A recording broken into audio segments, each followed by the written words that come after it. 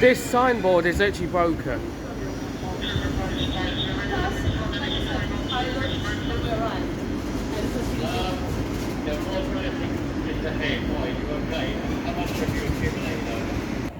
Train, as approaching right now, is not stopping here.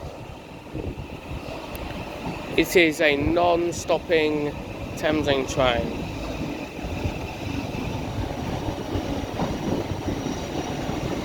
Not in service.